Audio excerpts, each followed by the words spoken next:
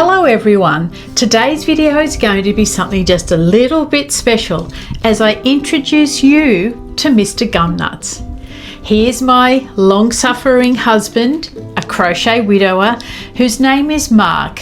He is the man behind Gumleaf Crochet who helps to make lots of this happen. So please be introduced to Mr Gumnuts. Hello everybody, it's fantastic to be here. I've heard so much about you all.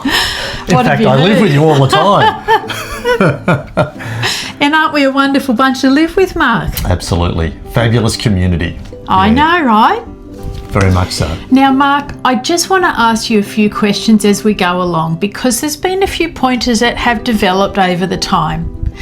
The first one being, how did you feel when I told you that I was going to crochet? Well, I was a bit confused. I thought crochet was for old people. And I mean, I know we're not spring chickens anymore, but I thought it was all the old grandmas, all the old nonnas that were crocheting. But you proved me wrong. I did. You know what I did when he said that?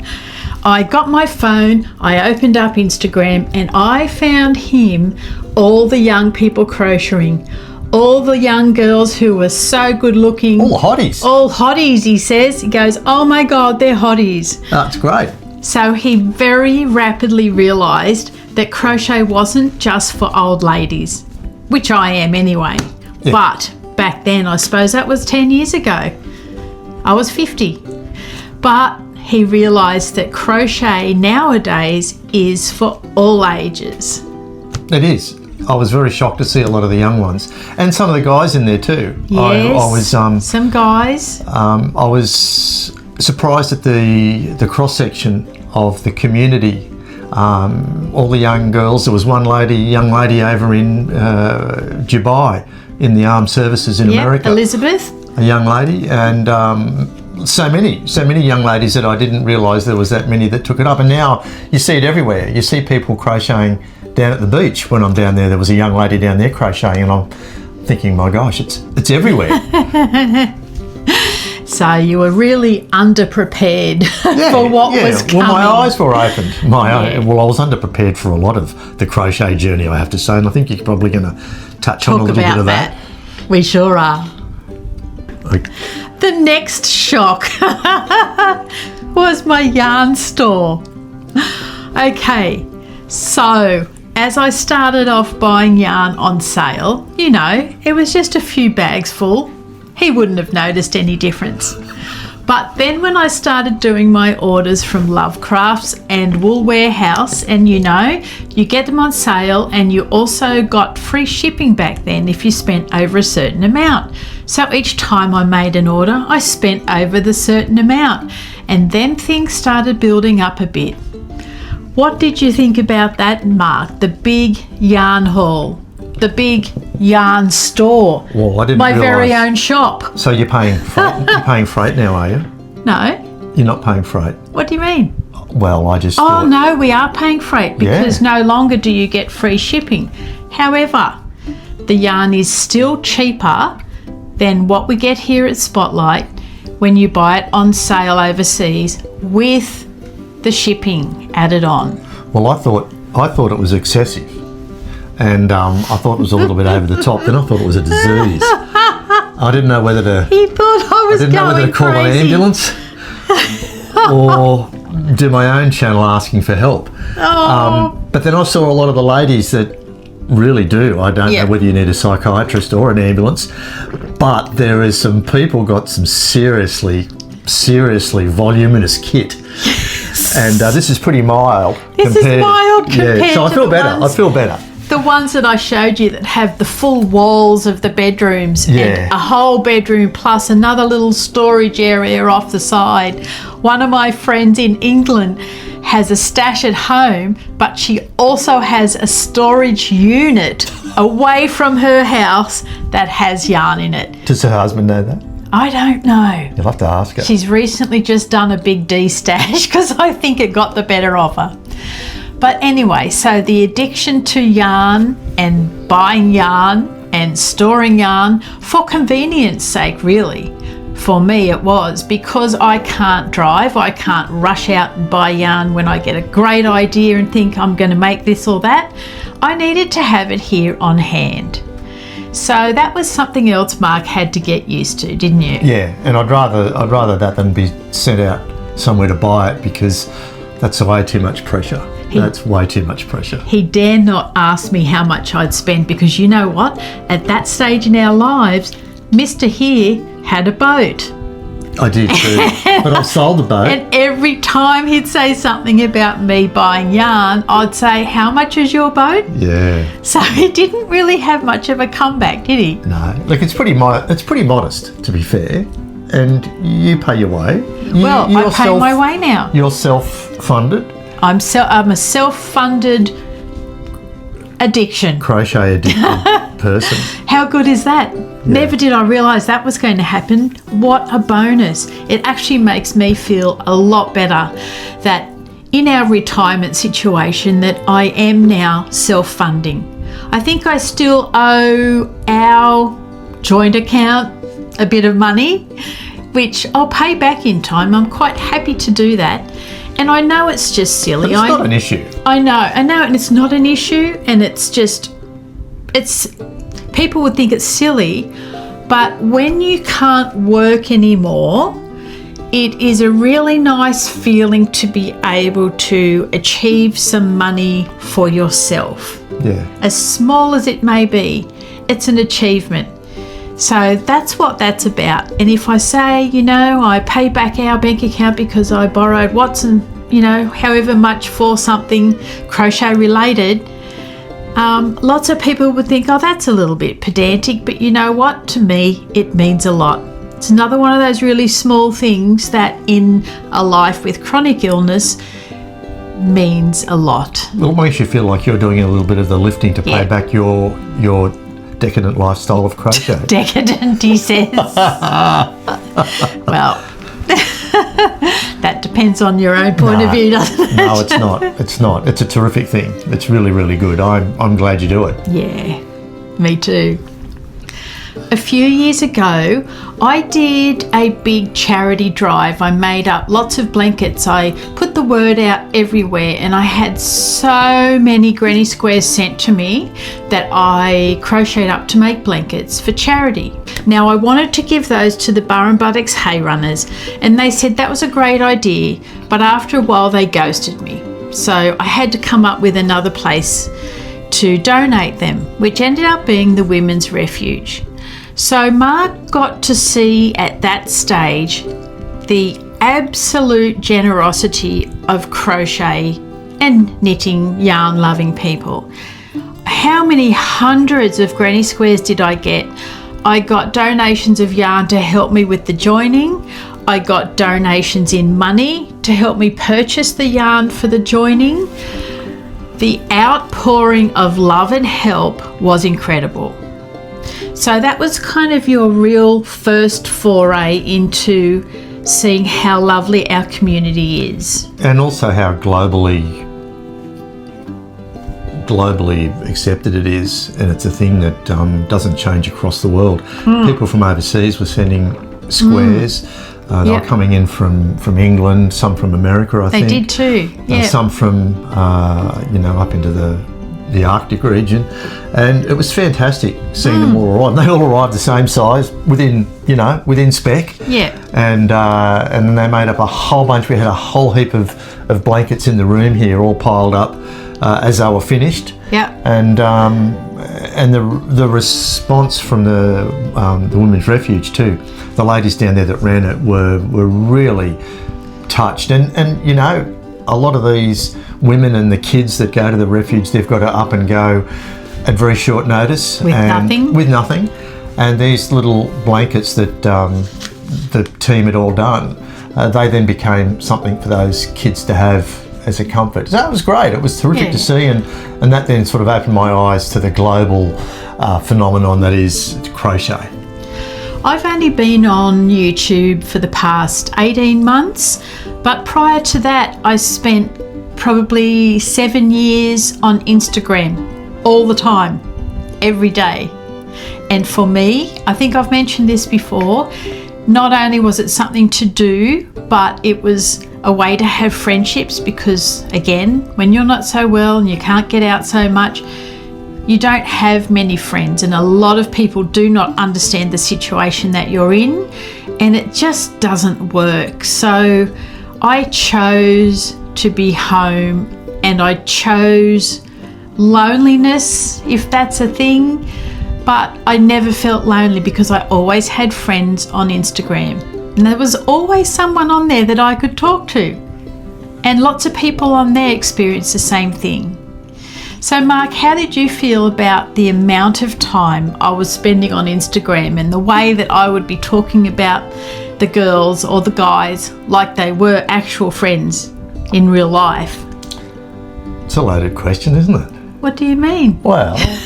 What does he mean? I'm a people person. Yeah. So I took a little... He's opposite to me. I took a while to I guess, get used to the style of friendships and everything. But I do understand it, and I think it has a place. It's a very special place for so many people because the contact that you get from all these wonderful people, and you see the best. Some people see the worst on some channels, but on this channel, it just seems to be nothing but like-minded people, and everyone's getting something positive from it, and that's all that matters. That's all that matters. Indeed.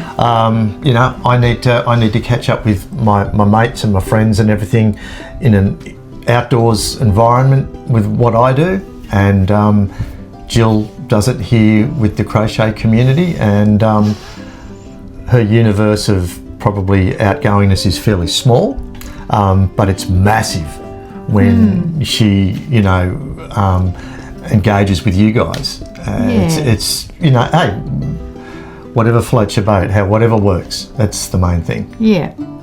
And you witnessed that when we had one of my friends, Linda, her and her husband drove down. They thought they were going to visit someplace close to here, and she said, we'll just keep on coming through. And it was hours and hours away, but they kept coming. And it was so nice to meet Linda and her husband. Linda, who I'd spoken to for some years on Instagram. It was just like talking with a friend that I have known for a long time. So comfortable. Do you know what I mean? Yeah, we've had a few drop-ins. Yeah, recently we met Kathy and her husband, and we met some other Instagram friends when Marc took me down to the Singleton Wool and Yarn Festival. That's right. So I'll actually pop up a photo somewhere. I might have to put it here of Angela and Sue. I've got a lovely photo of them. We met up there, and that's another place Marc got to see just what crochet and knitting lovers, yarn lovers do. Yeah, the whole craft society, the whole craft world was there. You saw the absolute frenzy of women. Oh, it was out of control. I've never seen so many women try and spend their husband's money in a short period of time. It was like a pie eating contest, only it was the other way around. Goodness. They were accruing yarn and thread and all sorts of paraphernalia and needles and whatnot, and the enthusiasm knew no bounds, let me tell you. When we pulled up out the front, I'd messaged Sue to see where she was at. I don't think the car stopped, and I jumped out, and Marc said, that's the fastest I've seen you walk/run in many, many years. Yeah, she couldn't wait to get inside. As I bolted over to the front of the church that it was at to meet up with Sue. And that was a fun day. Yeah, that was a fun day. I got to hear about all the other husbands from the women who didn't bring their husbands, I might add. Yes. And I didn't feel quite so lonely. No. And there was lots of blokes there. Yeah. For every woman there was probably a bloke. Yeah. Being dragged along. As we do. But what you don't realise is you blokes have a group as well. Yeah. You are part of a group. You're the crochet woman's husband. That probably segues us into the fellas. That segues us into something very, very nice indeed. Now, Sue's husband, Mr B, we call him, he models her work in such a fashion I don't know how to describe. He's got all the sultry looks, the faces, the stances, and I would show Marc this and say, Marc, do you want to model my work a little bit? And he was like, no way. No, I couldn't do it as well as these fellas. I reckon you could if you had half a go.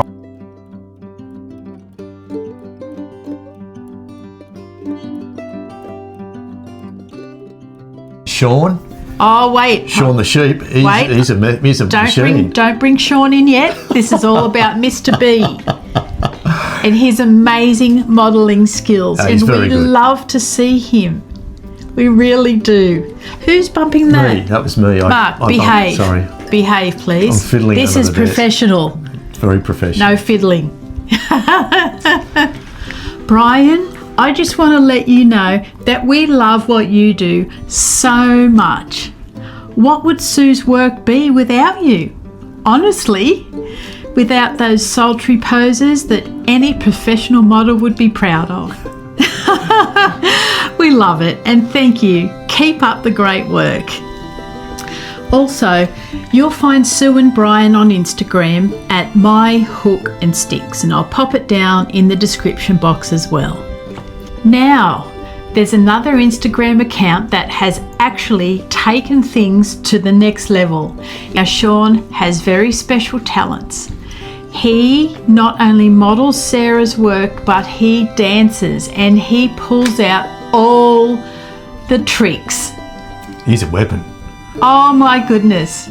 Sean the sheep. Sean the sheep. Sean the sheep. Sean dances to the music in ways that you just don't want to stop watching. The joy that man brings to everyone who watches him is amazing. I'd like to have a beer with him. You'd like to have a beer with him. I said to Marc, would you do this for me? Would you do what Sean does? And he said no. Gumnuts draws the line at Gumnuts doesn't want to be on the camera. No, I'm a silent partner. I'm just in the background. Anyway, I will pop up a video to show you just what Sean does. And he's very good. He's extremely good. He's enthusiastic. Very, very good. Knows no bounds. Knows no bounds. No. His enthusiasm. You wait till you see his face. He'd be a funny man. He'd be a funny man with a couple of beers in him too, I reckon. I think he'd be a funny man without the beers. I think he is. Sean? Yeah, you couldn't do what he does drunk. No. No way. Sean, we all love you and you do so well.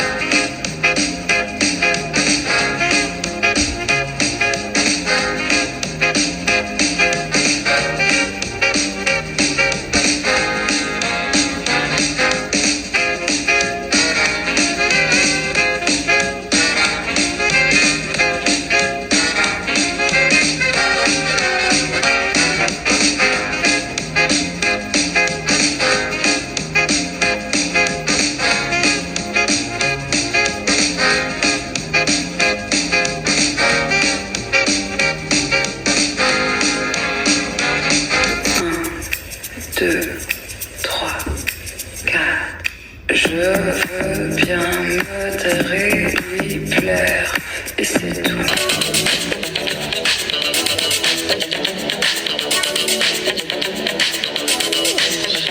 So you wanna be starting something, you got to be starting something. I said you wanna be starting something, you got to be starting something. But you how to get over, if you love to get under, you're stuck in the...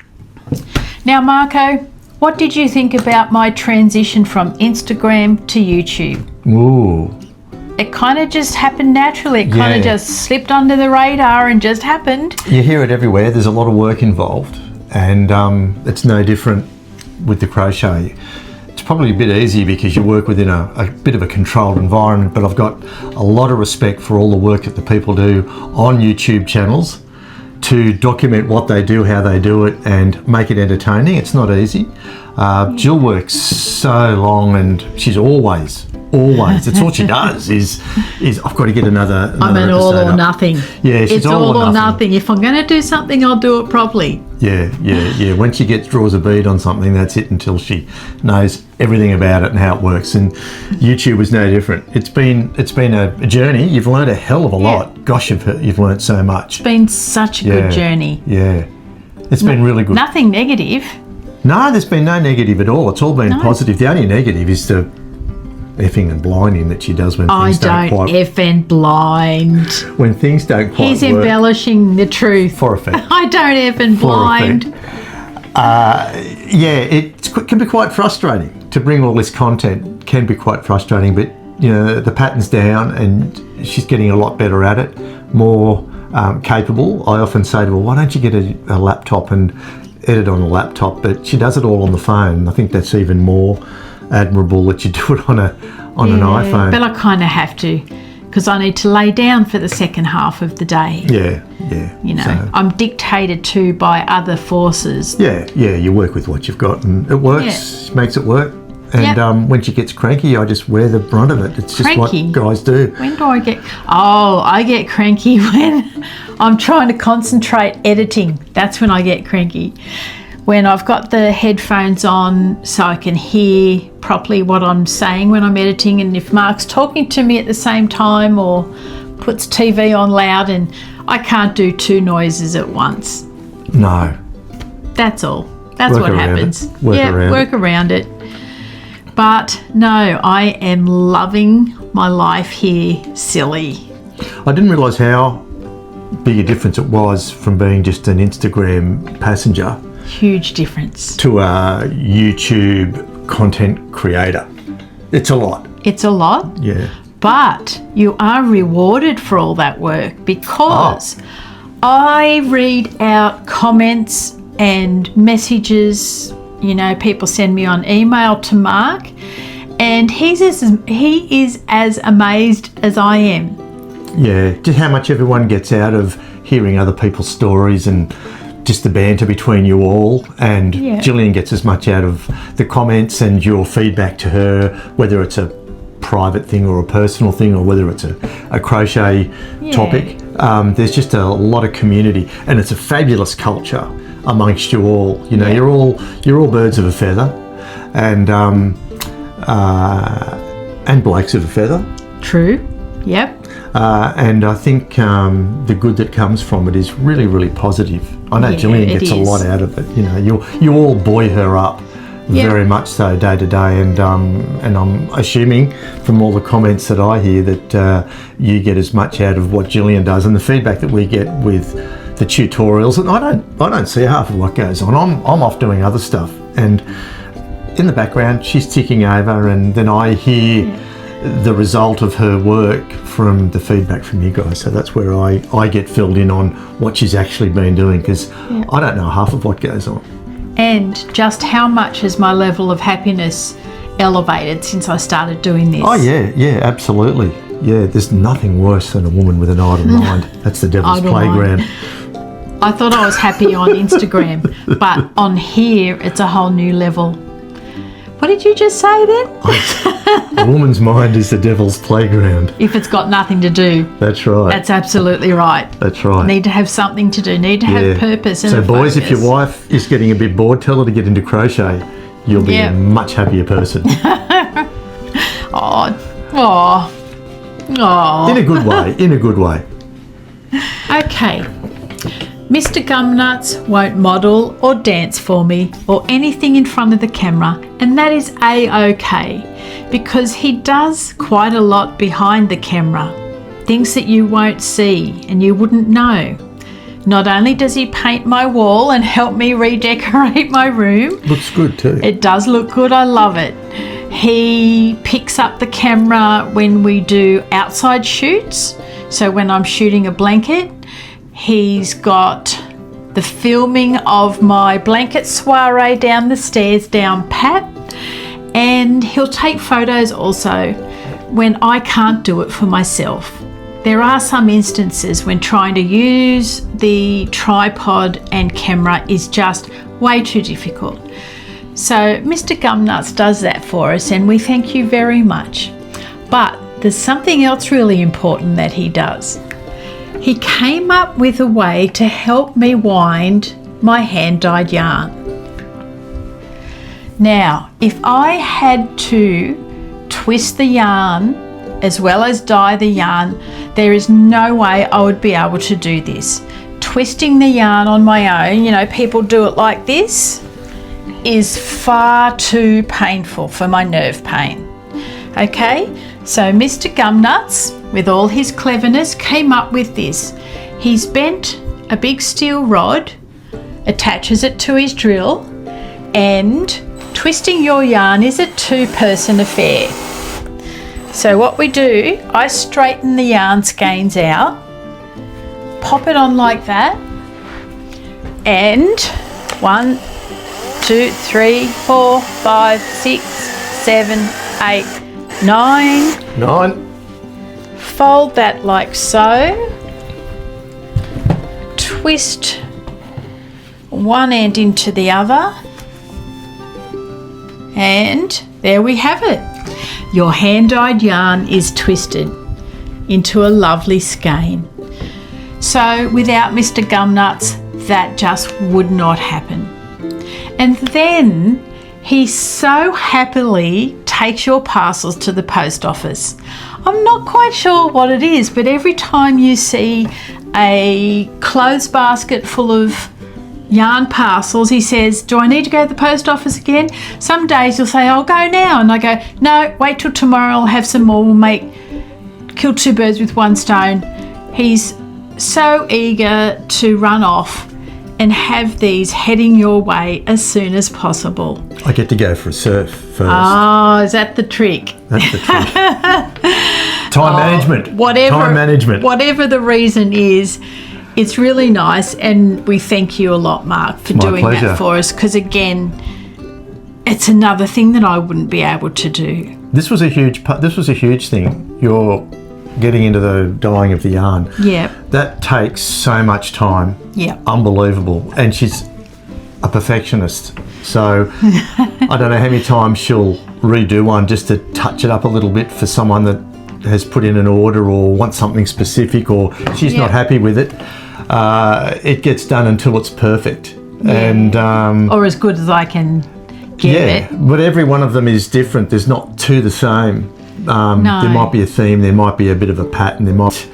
I'm not a bulk dyer. Every single one of them is done individually. Yeah. And that's been another learning process. At the start, I was a bit flamboozled. Bamboozled? No, I was flamboozled. Why? Because the kitchen was taken over. Oh, yeah, there's that too. I had about that much to prepare dinner on every night. That.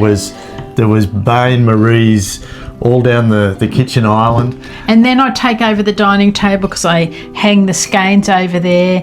And then outside you've got skeins hanging on clothes horses. And then in the lounge room you've got the skeins set up that are for sale. And then when you have a sale, the skeins get put in piles for each person.